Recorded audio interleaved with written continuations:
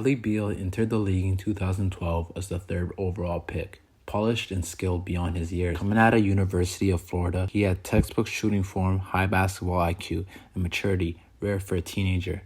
Through his rookie season, he didn't make any headlines. Real hoopers saw the flashes, the silky jumper, the poise under pressure, the competitive fire simmering underneath a calm demeanor. It wasn't long before Bradley Beal found his rhythm alongside John Wall, Washington's franchise cornerstone. Together, they formed a backcourt that was fast, fierce, and full of promise. Wall was the lightning, Beal had the precision. When they clicked, it felt like the Wizards were ready to turn the page on years of mediocrity. By 2017, Beal had elevated his game to another level, averaging over 23 points per game. He had shed the label of just a shooter, no longer just a spot-up threat parked behind the arc. Bradley Beal was attacking closeouts, breaking defenders down off the dribble, and finishing strong at the rim. His footwork in the mid-range was surgical. His handle was tighter. His confidence was unshakable. He wasn't just riding shotgun anymore. Beal was becoming the engine, a scoring machine who would overtake games, shoulder the offensive load, and stare down the league's elite without blinking. Washington hadn't seen a star like this since Gilbert Arenas, and this time it felt sustainable. Beal was building something, or so we thought. Then came the breakout. Between 2019 and 2021, Bradley Beal ascended into a different stratosphere. He wasn't just good, he was elite.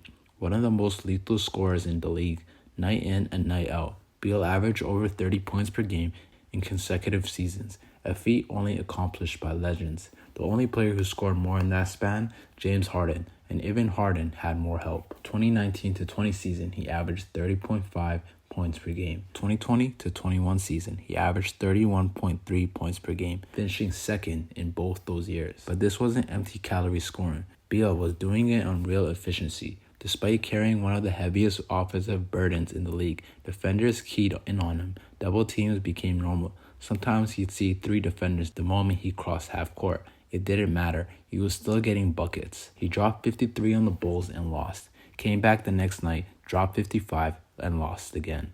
Put up 60 on the Sixers in a statement game, and still, the Wizards couldn't get it done. Beal was putting up scoring clinics that could have gone viral if they came with wins, but in Washington, his brilliance was buried beneath the losing. Still, he never quit, never pointed fingers, never demanded a trade. While stars across the league jumped ship or formed super teams, Beal stayed, and every night he suited up, chasing wins that rarely came, carrying a franchise that wasn't ready to be carried. For a brief moment, it looked like the NBA had found its next loyal superstar, a scoring savant with the heart of a warrior, willing to fight through the storm. But the storm was only the beginning. But cracks started to form. In 2021, injuries started creeping in.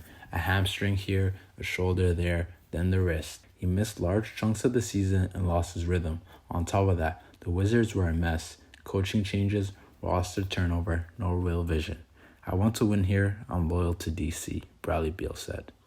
Loyalty is rare in the NBA, and Beal doubled down, choosing to stay when most stars would have walked, but the decision came at a cost. In 2022, the Wizards gave Beal a historic contract, 5 years, $251 million, with a no-trade clause. It was a sign of loyalty from both sides, but it turned out Beal was one of the most overpaid players in the league, at least on paper, and he was the only player with a full no-trade clause at the time. The contract made it nearly impossible for Washington to rebuild or trade him. Beal's numbers were declining, but his price tag kept rising. Finally, in the summer of 2023, the Wizards did what many thought they should have done in years earlier. They hit the reset button. Bradley Beal was traded to Phoenix Suns in a blockbuster move that on paper looked unstoppable. Kevin Durant, Devin Booker, Bradley Beal. 3 walking buckets, 3 all-stars, 3 guys capable of torching defenses for 30 points without breaking a sweat. The media crowned them contenders before they ever shared the court.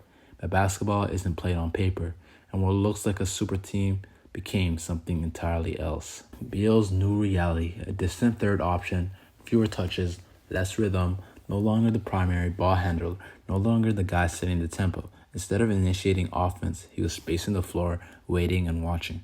It was a dramatic shift for a player who had spent years as Washington's offensive engine. The result, career lows across the board.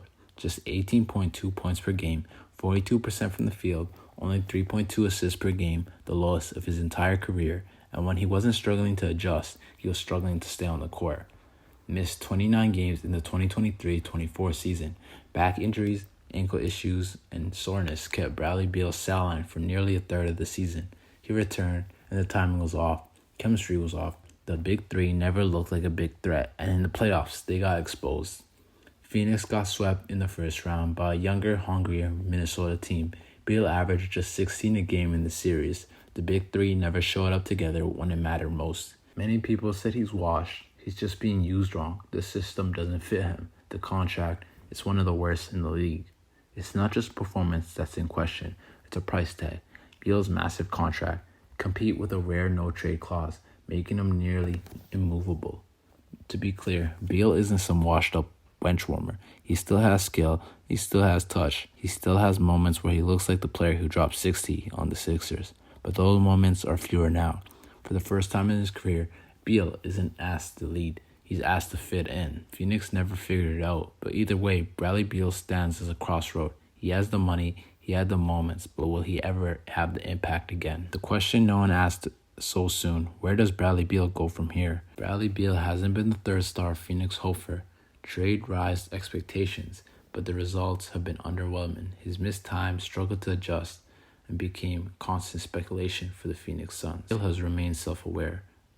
I really have to take a step back. I'm just kind of looking at the bigger picture. My biggest thing is I want to win. I've scored 30 points a game. I've been an all-star. I've been all-NBA. I want to win.